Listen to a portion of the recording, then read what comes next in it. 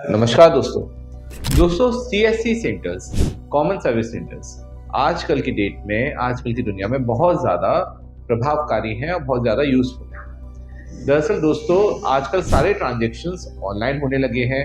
Fund transaction आप कहीं पे भी जाते हैं, कहीं से भी फंड रिसीव करते हैं, आप ऑनलाइन माध्यम से ही फंड ट्रांसफ़र करते हैं, लेते हैं या देते हैं। ऐसी स्थिति में सीएससी सेंटर का रोल बहुत ज़्यादा इम्पोर्टेंट हो जाता है। गाँव देहातों में इनका रोल बहुत ज़्यादा इम्पोर्टेंट है, क्योंकि वहाँ पर ज़्यादातर मामलों में बुनियादी सुविधाएं नहीं मिल पाती हैं, या फिर लोगों को इतनी नॉलेज नहीं होती है कि वो ऑनलाइन फंड ट्रांजेक्शन कैसे करें या रिसीव कैसे। तो ऐसी स्थिति में इन सीएससी सेंटर के थ्रू लोग अपने फंड को किसी को भेज सकते हैं या फिर किसी से रिसीव कर सकते हैं। लेकिन दोस्तों, आज की डेट में इन सीएससी सेंटर्स को चलाना बहुत ही ज़्यादा मुश्किल हो गया है।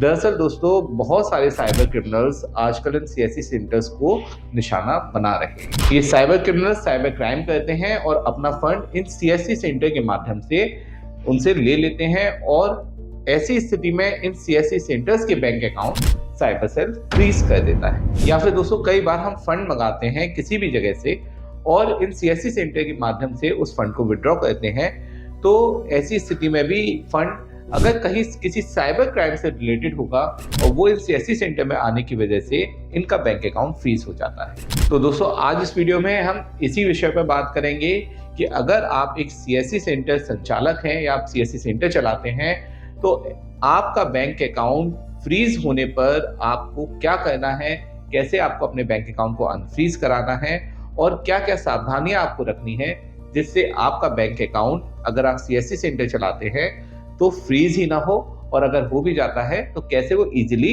अनफ्रीज हो जाए। वीडियो बहुत ही इंटरेस्टिंग होने वाला है, इसे आप अंत तक जरूर देखिएगा। दोस्तों, मैं हूं एडवोकेट आयुष गर्ग और आप देख रहे हैं अपना YouTube channel online legal centre. Bank account freeze या साइबर क्राइम से रिलेटेड और इन्फॉर्मेटिव वीडियोस देखने के लिए आप हमारी प्लेलिस्ट पर भी विजिट कर सकते हैं। एक जरूरी सूचना और दोस्तों, अगर गुजरात साइबर सेल से आपका बैंक अकाउंट फ्रीज हुआ है तो आपको अब परेशान होने की कोई ज़रूरत नहीं है। आपको कुछ भी लीगल फी एडवांस में पे करने की अब यह आवश्यकता नहीं है। आपका जब अकाउंट अनफ्रीज हो जाए, उसके बाद आप हमारी सारी लीगल फीस पे कर सकते हैं। इसके लिए आप हमारी हेल्पलाइन नंबर पर कभी भी कॉल कर सकते हैं। दरअसल दोस्तों, साइबर क्राइम आजकल बहुत ज़्यादा बढ़ गया है और बैंक अकाउंट अनफ्रीज कराने के नाम पर भी लोग साइबर क्राइम कर रहे हैं। ऐसे में आपसे आपका बैंक अकाउंट अनफ्रीज कराने के नाम पर कुछ भी एडवांस फी ले ली जाती है और फिर बाद में आपको कोई रेस्पॉन्स नहीं दिया जाता है। गुजरात स्टेट में ये काम बहुत ज़्यादा हो रहा है, क्योंकि यहाँ से बहुत ज़्यादा अकाउंट फ्रीज हो रहे हैं। तो ध्यान रखिए, जब भी गुजरात से आपका बैंक अकाउंट फ्रीज होता है, आप हमसे संपर्क करें। कोई भी लीगल फी एडवांस में पे नहीं करें और अकाउंट अनफ्रीज होने के बाद अपनी लीगल फी पे करें।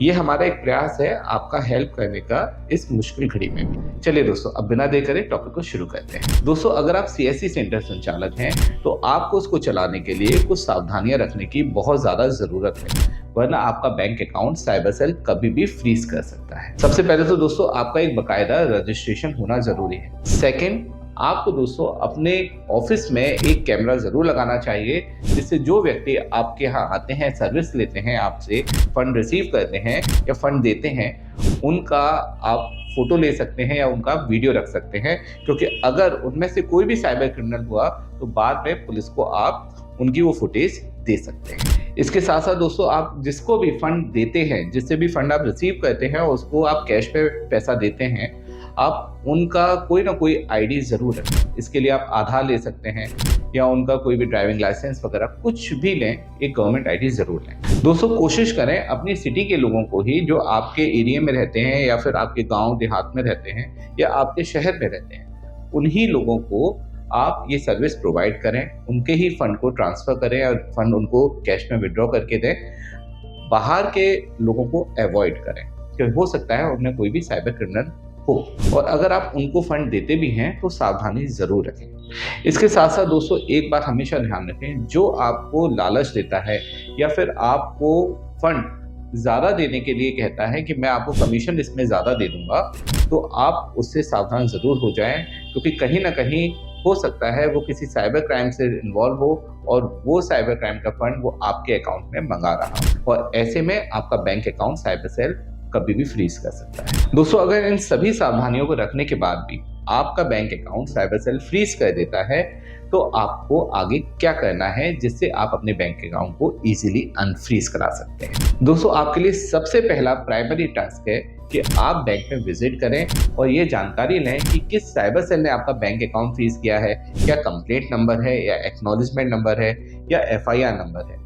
इसके बाद ट्रांजैक्शन डिटेल्स क्या है जिसके आधार पर आपका बैंक अकाउंट फ्रीज किया गया है। दोस्तों, जब एक बार ये सारी डिटेल्स आपको मिल जाती है तो फिर आपको साइबर सेल से कांटेक्ट करना होता है। कई बार दोस्तों बैंक आपको ये डिटेल्स प्रोवाइड नहीं कराता है या समय ज़्यादा लेता है, तो ऐसे में भी आप हमसे संपर्क कर सकते हैं। हम आपकी हेल्प करेंगे ये डिटेल्स आपको प्रोवाइड करा। दोस्तों, एक बार जब सारी डिटेल्स आपको मिल जाए उसके बाद साइबर सेल से कांटेक्ट करना है। साइबर सेल से आप फ़ोन पे कांटेक्ट कर सकते हैं, उन्हें मेल भेज सकते हैं, उनसे सारी बात कर सकते हैं, सारे डॉक्यूमेंट्स उनको भेज सकते हैं।